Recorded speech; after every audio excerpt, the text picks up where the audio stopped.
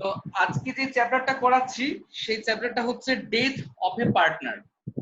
ঠিক আছে, death of a partner আমরা যে চ্যাপ্টার গুলো আগে করে এসেছি প্রিলিমিনারি স্টেজ থেকে, ফার্স্টে প্রফিট অ্যান্ড লস অ্যাপ্রোপ্রিয়েশন ছিল, তো ট্রিটমেন্ট গুলো ছিল পার্টনার মানে এক এবং তার বেশি, সরি এক নয়, মানে একের বেশি যখন কোনো ব্যক্তি একটা বিজনেস ফর্ম করে বা বিজনেস তৈরি করে সেটাই হচ্ছে পার্টনারশিপ বিজনেস। অর্থাৎ সেই বিজনেসে ইন্ডিভিজুয়াল পার্সনকে বলা হবে পার্টনার। সেটা যে কোনো বিজনেস হতে পারে। তো আমি যে চ্যাপ্টারটা যে পড়াচ্ছি সেটা হচ্ছে ডেথ হবে পার্টনার। ডেথ হবে পার্টনারের ক্ষেত্রে কি হবে, যে যখন কোনো পার্টনারশিপ অর্থাৎ এ বি সি, ধরো তিনজন পার্টনার আছে, তিনজন পার্টনারের মধ্যে কোনো কারণে, ধরো কোনো কারণে একজন পার্টনার ধরো মারা গেল,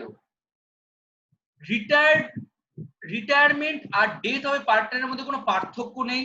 পার্থক্য একটাই, রিটায়ারমেন্টের ক্ষেত্রে পার্টনারটা যা ব্যালেন্স আছে সেই ব্যালেন্সটা নিজের নামে কোনো লোন অ্যাকাউন্ট ট্রান্সফার হয়ে যাবে। আর ডেথ হবে পার্টনারের ক্ষেত্রে পার্থক্যটা হচ্ছে যে পার্টনার মারা যাবে তার আন্ডারে যাকে নমিনি করা হবে অর্থাৎ এক্সিকিউটরস, দেখো এখানে একটা ওয়ার্ড দেখো আছে এক্সিকিউটরস, সেই এক্সিকিউটরসটা কি হবে, তার নামে তার অ্যাকাউন্টে ট্রান্সফার হয়ে যাবে। এইটা হচ্ছে ডেথ অফ এ পার্টনারের জায়গা। ঠিক আছে, এবার ডেথ অফ এ পার্টনারে কি হয়, যে এই ক্রাইটেরিয়া গুলো যে পরপর যে জায়গাগুলো দেখিয়ে দিচ্ছি এগুলো লিখে নেবে, একটু দাঁড়াও আগে বুঝিয়ে নি তারপর লিখে নেবে।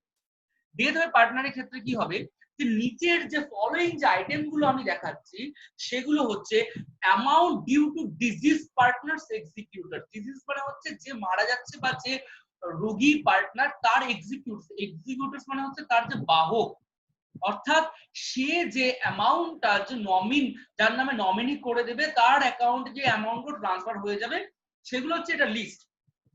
কি কি অ্যাকাউন্ট ট্রান্সফার হবে, amount of credit balance of disease partner. তাহলে ডিজিজ পার্টনার, যে পার্টনার মারা যাচ্ছে বা যে পার্টনার কোনো রোগী পার্টনার যে মারা যাবে বা মারা যাচ্ছে বা মারা গেছে, সেই পার্টনারের ক্রেডিট ব্যালেন্সটা আগে পার্টনার্স ক্যাপিটাল অ্যাকাউন্টে, ডিজিজ পার্টনার্স ক্যাপিটাল অ্যাকাউন্টটাকে শো করতে হবে। তারপর হচ্ছে অ্যামাউন্ট অফ ড্রয়িং। ভালো করে ভেবে দেখো, যখন পার্টনার্স ক্যাপিটাল অ্যাকাউন্ট যখন করতাম সেই পার্টনার্স ক্যাপিটাল অ্যাকাউন্টে সবার আগে দুটো জিনিস বসতো, সেটা হচ্ছে capital balance and the second is drawings, amount of drawing, এ দুটো বসতো। তারপরে হচ্ছে ইন্টারেস্ট অন ক্যাপিটাল।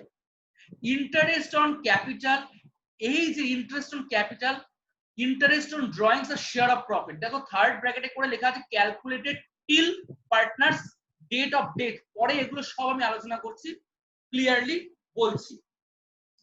আর বাকি share of general reserve, share of profit and loss or revaluation, share of goodwill, এগুলো সবটা ট্রান্সফার হয়ে যাবে। ঠিক আছে, ঠিক আছে। এবারে তোমাদের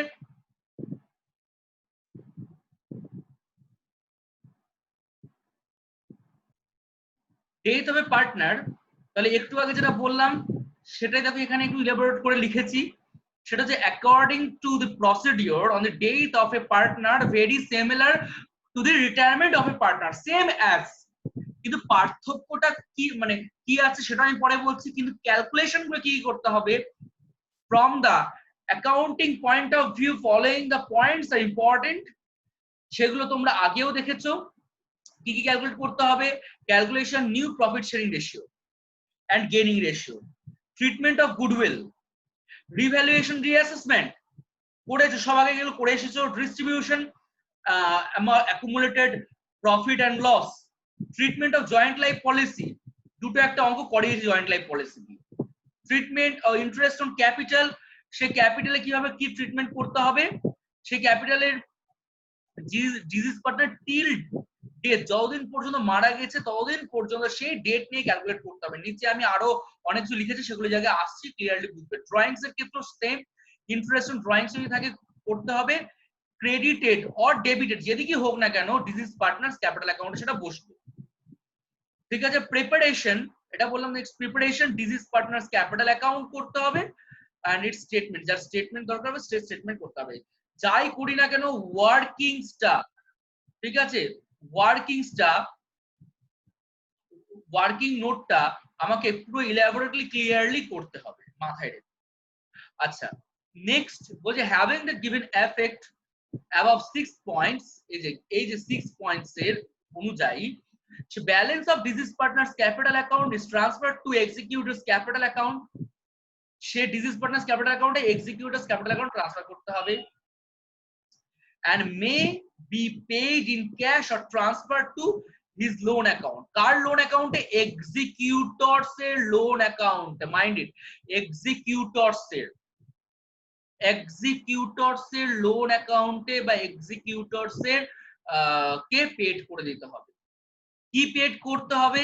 এই সেই জায়গাগুলো কি, the executors of deceased partners entitled to the following, কি কি আছে, যে ব্যালেন্স ক্যাপিটাল আর কারেন্ট অ্যাকাউন্ট যেটাই থাকুক না কেন বসবে, অ্যাকুমুলেটেড প্রফিট সেগুলো বসবে, রিভ্যালুয়েশন প্রফিট হোক বা লস হোক সেটা বসবে, গুডউইল অফ দি ফার্ম সেটা বসবে, share profit from the date last balance sheet date of death সেগুলো বসবে, এন্ড জয়েন্ট লাইফ পলিসি সেগুলো বসবে।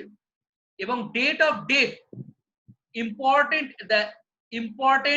এটা অ্যাক্টর হবে না, এটা ফ্যাক্টর হবে, important or factor while the calculating the balance of deceased partners, ঠিক আছে, কি হবে সেগুলো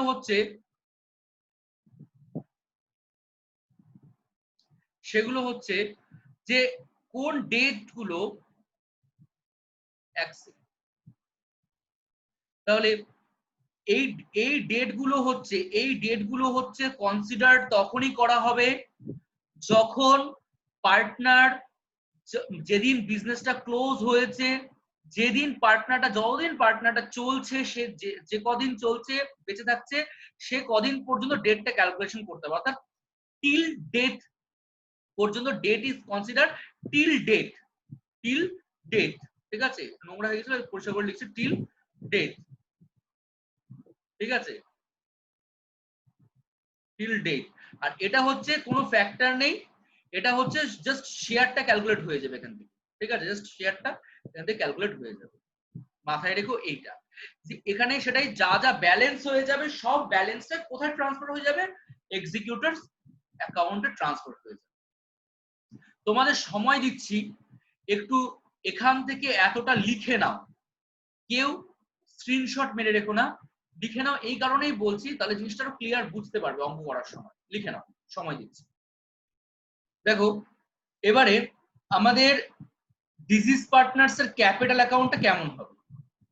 দেখো আমি ক্যাপিটাল অ্যাকাউন্টের কথা একটু বলি, যে আমরা যেরকম ক্যাপিটাল অ্যাকাউন্ট নরমালি করে এসেছি সেরকমই ক্যাপিটাল অ্যাকাউন্টটা হবে।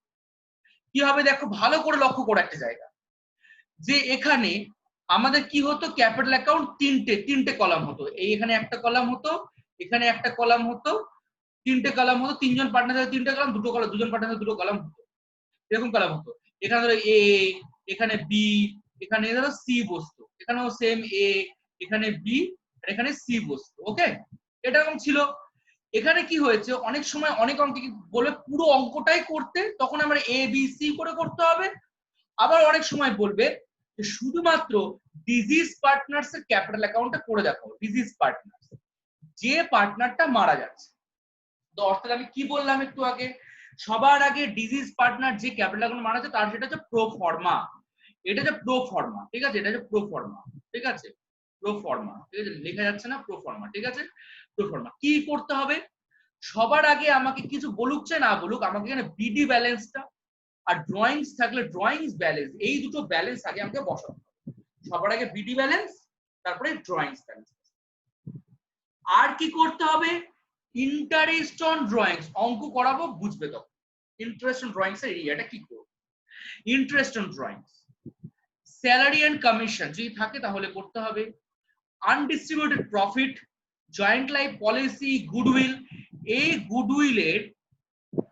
গুডউইলের ট্রিটমেন্টটা হুবহু যে রিটায়ারমেন্টের গুডউইল করেছো একই রকম ট্রিটমেন্ট। দেখো আমি হয় এটা দেখো গুডউইল কি লিখেছি, share of such goodwill by existing partners capital, এটাও করতে পারো, এখানে একটা অর দিতে হবে, আমি ভুলে গেছিলাম, একটা অর বসবে, অর মানে গুডউইল বসাতে পারি অথবা by existing partners capital account বলে বসাতে পারি গুডউইলের। তাহলে গুডউইলের ট্রিটমেন্টটা হুবহু একদম same to same retirement of a partner.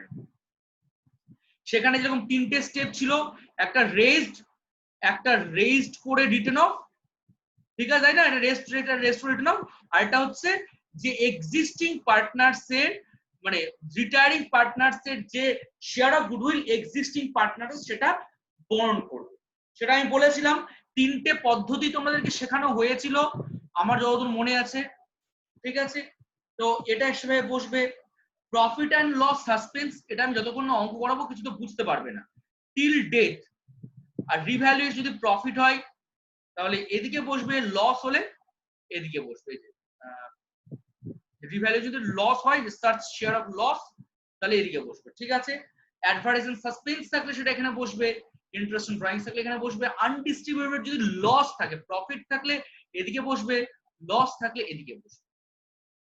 Profit and loss suspense যদি কখনো কোনো সময় কোনো লস হয়ে যায় সেটা লসটাও রিটায়ারিং ডেথ পার্টনারকে সেটাকে বেয়ার করতে হবে, ঠিক আছে।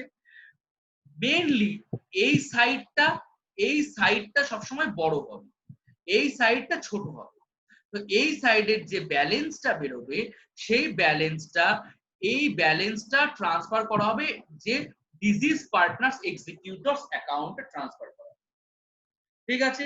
সেই এক্সিকিউটরস অ্যাকাউন্টের ব্যালেন্সটাকে ভালো করে, এক্সিকিউটরস অ্যাকাউন্টে এই ব্যালেন্সটা এসেছে, এইদিকে ডিজিজ পার্টনার্স ক্যাপিটাল অ্যাকাউন্টে to deceased partners executors account, সেটা ডিজিজ পার্টনার্স এক্সিকিউটরস অ্যাকাউন্টে by deceased partners capital account বলে তার অ্যামাউন্টটা বসবে, ঠিক আছে।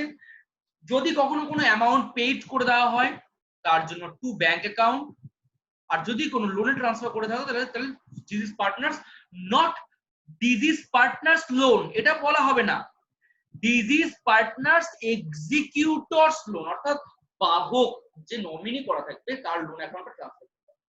এবার বাই চান্স যদি কখনো ইনস্টলমেন্টে হয় তার ইন্টারেস্ট তাকে পেড করতে হবে, এটা একটা যদি থাকে তাহলে আর কিছু নেই। তো একটা কাজ করো তাহলে, এই যে আমি প্রোফর্মাটা বোঝালাম, এই প্রোফর্মাটা আমি তোমরা স্ক্রিনশট তুলে নাও, অঙ্ক করাবো, এই প্রোফর্মা পুরোটাই তোমাদেরকে খাতায় লিখতে হবে, ঠিক আছে। আমি আরেকবার প্রথম থেকে আরেকবার বুঝিয়ে বলে দিই, ছেলেটা কি, নাম কি,